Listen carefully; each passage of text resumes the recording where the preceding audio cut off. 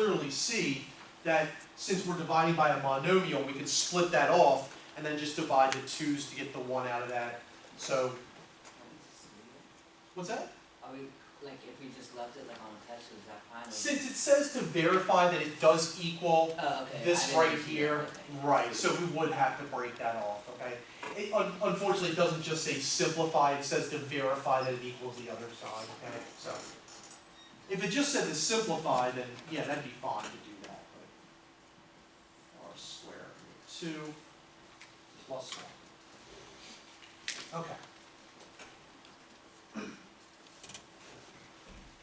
So guys, there was a fairly elementary example and then an intermediate level example of how we go through and try to work with our combinations. Okay, so any questions I can answer for you all about how we're going to work with these combinations? Okay, just basically just big algebra problems. Okay, these two aren't too bad because you don't have to make it look like a combination. Now, unfortunately, the last one that we're going to look at, this is one to where it's going to be more difficult because we have to make two combinations somehow look like another combination, okay?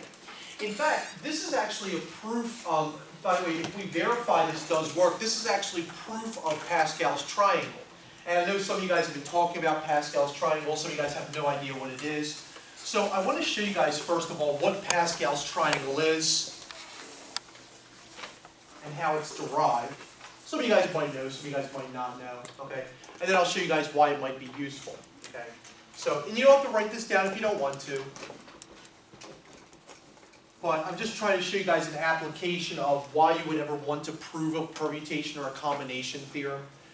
Pascal's triangle, you start with a 1 at the top, and then you just drop 2 more 1's down, okay? And then what you do is you just add the numbers that are in succession to get another number out of it, and then you put 1's on the outside, okay? So there's 1's that go all the way down diagonally, and then to get the number in the middle of that, or the numbers, you just add the 2 adjacent numbers to one another, okay? So for instance, the next row would be 1, and then 1 plus 2 is 3, 2 plus 1 is 3, and then you put a 1 on the outside, okay? If I wanted to get the next row, that would be 1. What would be the next 3 numbers by Pascal's triangle? 4. 4, 6, 4, right? 4, 6, 4, and then 1, okay? If I was to do one more row, just to say that we did, that would be 1, 5, 10, 10, 5, 1. Okay. So you guys might be thinking, okay, well that's great, and that's a pretty neat trick, but you're like, okay, well where would I ever use that sort of thing, okay? I want you guys to go into your calculator, and I'd like for you guys to evaluate 5 combination 3 in your calculator. Okay, by the way, I've already done it.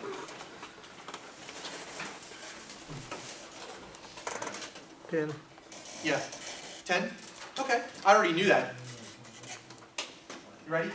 I went down to the 5th row, so this is row 0, 1, 2, 3, 4, 5th row. And then I went over to the 3rd element, 0, 1, 2, 3. Hey look, there's a 10. There you go. You can evaluate any combination that way, okay? Go ahead in your calculator, evaluate 4 combination 2 in your calculator. I've already got it done.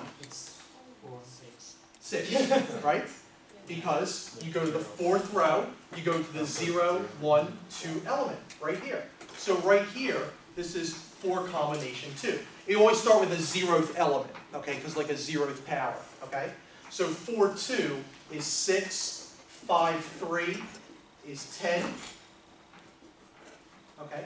You can use Pascal's triangle to evaluate any combination, okay, anytime you want it. Like for example, let's say you didn't have a calculator and you wanted to do like 7 combination 4. Okay, we did that the other day and I think we got something like maybe 35 out of it. Eventually you would get the same thing. Okay? Somebody else do me another favor. Somebody go through and expand a plus b to the 5th. Okay, just sit there and do it. I've already got it done, by the way. A to the power 5th plus 5ab 4 Mhm. plus 10ab cubed plus 10ab squared plus Yeah. 5b plus A 1 fourth b. should be. Yeah. Guys, these are the coefficients of the expanded binomial a plus b. Okay, if you don't believe me, of course you'll believe Mathematica. everybody believes Mathematica because, you know, it shows everything. Let me bring it up just to show you guys that it does work. By the way, I'm just showing you guys like why you would ever care about this thing and what the uses are for it. If we would ever bring it up. It might take like 15 years because it's a huge program.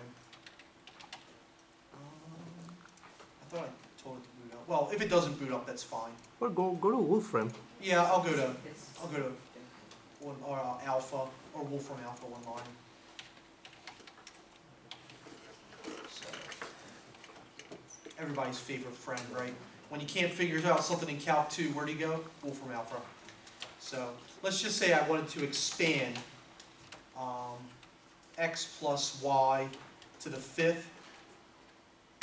Okay, you can type it in Wolfram Alpha, and then it'll give it to you right here. I want you guys to check out the coefficients of this. 1, 5, 10, 10, 5, 1. 1, 5, 10, 10, 5, 1. So let's say for some reason I wanted you guys to expand a plus b to the 6th, okay? How many of you guys want to sit there and just multiply that out 6 binomials? You do, Donnie? Let me know how that works for you, okay? Or we could just do 1, 6, 15, 20, 15, 6, and 1, right? We get to the next row. In fact, let me verify that these are indeed the coefficients that would do that, or that would give us to the answer. Okay? I don't want to go pro. I don't want to go pro. All right? So there we have the coefficients. 1, 6, 15, 20, 15, 6, and 1. It's almost like Mathematica really isn't that smart, and your TI 87 or 89 calculators aren't that smart. Are you a wizard? No, I'm not. Oh, you mean I actually wrote the program, and I just made all this stuff up, Chris? Like, I'm actually just getting you guys to believe this stuff like this. So, no, I don't work for the government. It's so, a conspiracy. It's definitely a conspiracy. That's completely what I'm doing. No, I mean, that's what Pascal's triangle does, and it does a lot more stuff than that, okay? So there's actually a Fibonacci sequence that's embedded within there. There's so many things that are cool about the Pascal's triangle. So like for instance, like you guys, and when I do the combinations in my head, like you know, I'm sitting here and I do the combinations. How you guys think? How does he do that in his head? I really just know Pascal's triangle. That's all I'm doing. I'm not really doing anything smart. So yeah, I'm not really as smart as you guys think I am. Although many of you guys probably didn't think I was smart anyway. So anyway, this is Pascal's triangle, okay? So if you guys are on your test and you forget your calculator, just go ahead and use that. Okay, it's just as easy. All right.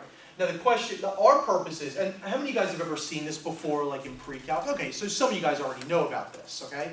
How many of you guys ever proved it? Yeah. You did? Did you really? I think when I did differential equations, we did something like that. Really? Oh, you actually proved it? We did something. Yeah, like you that. probably can in differentials because you do you do a little bit with the series stuff. So it is possible. You might have done it then. Okay. Maybe you worked with the binomial series and you might have proved it inadvertently there. So. But I don't remember. No, that's okay. It. Oh yeah, that's I okay. don't remember the steps now. No, that's okay. But I mean, just the fact that you've been exposed to it is a good thing. Okay. So what I want to do, guys, is I want to prove Pascal's triangle. In other words, how do I know that if I add up these two combinations, I get this combination, right? I mean, that's literally what we're trying to prove, okay? So, let's say for some reason that, I don't know, this is element NR, okay? And you guys, like I said, you guys don't have to write this down. Let's say this is element NR plus 1, okay? So that's just the next element over, okay? Then 15, wouldn't that be n plus 1, r plus 1 by the formula, right guys? Because that's the next row down, okay, and it's the second element over. So basically what we're saying is that n combination r plus n combination r plus 1 should be equal to this, okay? That's what Pascal's triangle says, and that's Pascal's theorem. Our job is to be able to prove that, and that's what we're going to do using all the stuff that we know so far. So let's go ahead and prove that, okay? So here's our formula, it's right here. I just use the indexes n minus 1 instead of plus 1, etc. So I could have said like the previous n, or I'm sorry, the previous r and the next r is equal to n combination r. I think I made the formula actually a little bit easier for you guys doing it this way. All right. So let's go over here and do this. Okay, we'll probably need both boards to be able to do it, but this is our proof of Pascal's triangle.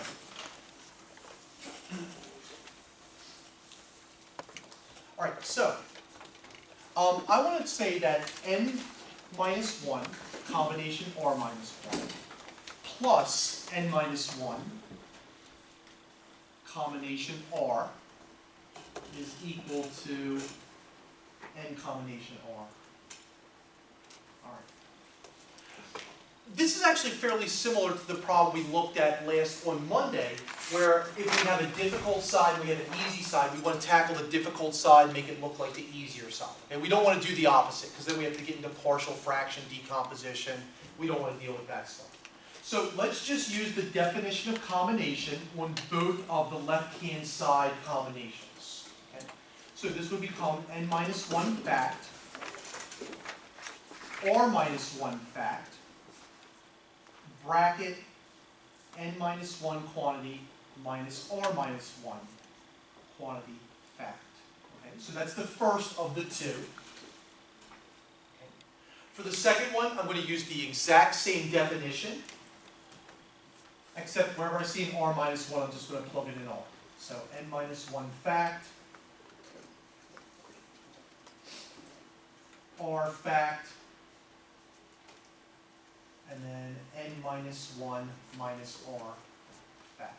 Okay, that's supposed to be equal to n combination r, hopefully, after we beat it up with the algebra stick for a little while.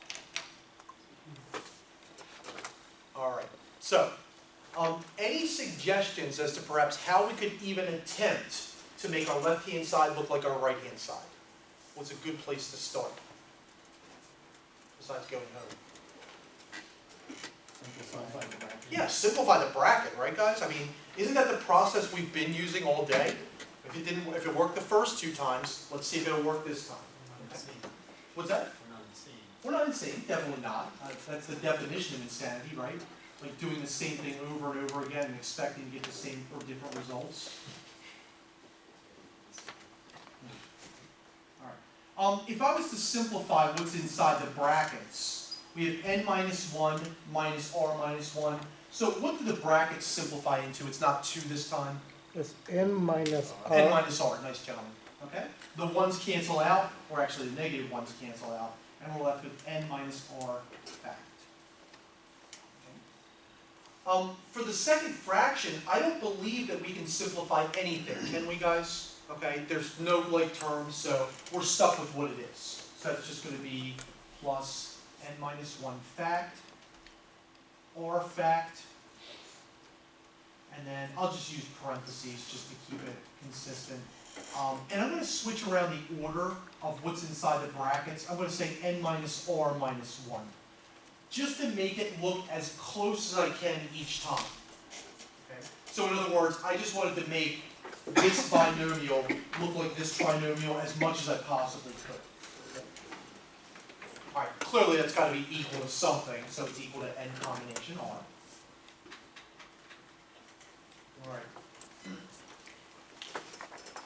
So since we're trying to make left-hand side look like right-hand side, okay, and the right-hand side is not a polynomial or a fraction, okay, it's going to be a combination. This is where we can't go through and expand and cancel out, okay? As much as we'd like to, we can't. So what's the other process that we have to utilize? Yeah, we'd have to get a common denominator for this. And for some of you guys, being able to get the common denominator might be difficult. So what I always like to do is I like to write out whatever I think might be the pairs that might get me to a common denominator. So let's write out r minus 1. And you don't have to write this out, by the way. This is just to kind of help some of you guys see the common denominator. So I know that these two look very close to one another. Okay, so this is r minus 1, r minus 2, all the way down to 3, 2, 1. This is r minus 1, r minus 2, 3, 2, 1. Okay? If I'm just looking at those two factors, what is the common, or what is the least common multiple or least common denominator between these two expressions? R. R factorial, right? Guys, isn't it so plainly obvious, now that I've written out, that r minus 1 factorial has everything that r factorial has except for r? Can everybody see that? This has everything that r factorial does except for r. So basically, all I would have to do is multiply both sides by r, and that would give me the r factorial for this. Okay? So does everybody see that if I was to do this, that these two would be exactly equal? Does that make sense to everybody, guys? Okay. This might be helpful when you guys are doing your homework problems. Okay? So the LCD between these two is going to be r fact. What about between n minus r fact and n minus r minus 1 fact? Well, n minus r fact is n minus r, n minus r minus 1, n minus r minus 2, all the way 3, 2, 1. And then n minus r minus 1 fact is n minus r minus 1, n minus r minus 2, 3, 2, 1.